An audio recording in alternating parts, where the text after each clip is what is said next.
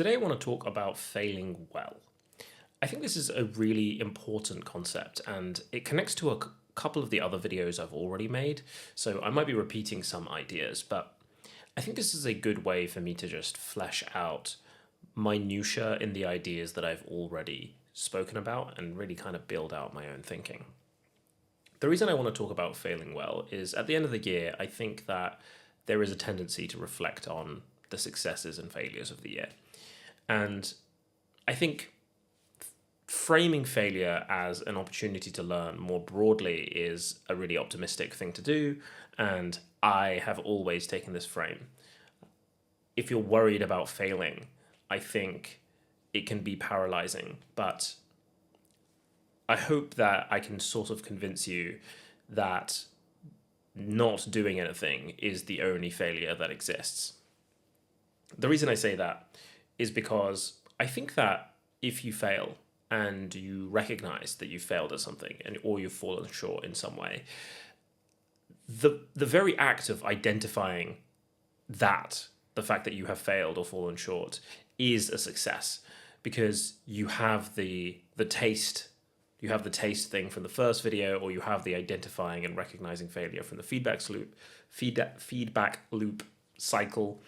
And I think failing and then identifying that you have failed is a success in itself. And if you haven't identified that you have failed, then you've succeeded from your own subjective perspective. So then that's a success as well. So, in either way, you win.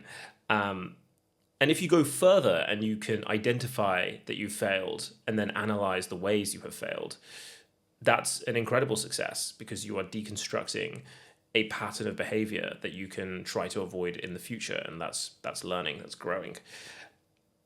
But because of all of that, I think that you can think of failure itself as a success, because it gives you the opportunity to learn. And that is the opportunity to be much better. So within that framework, I think that the only failure that exists is not trying to begin with. And that's sort of the spirit that I love to take into all areas of my life. And kind of what I'm doing here. I think that if I stop uploading every single day and it becomes a bit patchy, I will have learned a bunch of stuff. I will have learned about how much harder it is to do stuff every day. Or I've already learned a bunch of stuff about filming stuff and talking and filler words and all of this stuff. So there's a bunch of learnings that have already happened, but I can also learn a lot about what went wrong that meant that I couldn't keep this up if I fail to upload every single day.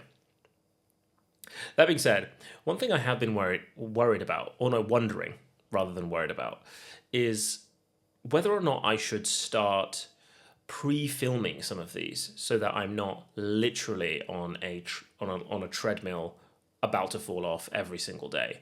I think that being a couple of days ahead will give me some buffer room to maybe have a couple of days here and there off, for example. But I don't know if that ruins the spirit of the challenge. I wouldn't want to do something like film 7 videos in one day and then have them release over the course of a week. But I don't mind having a couple of extra videos in the bank for days that I'm ill or traveling or busy and just can't get to making a video that day.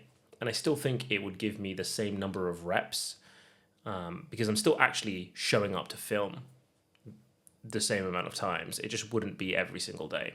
So I might try and be 1 day ahead or 2 days ahead in the future. I'm not really sure. That's a side thought. But that's the video for today.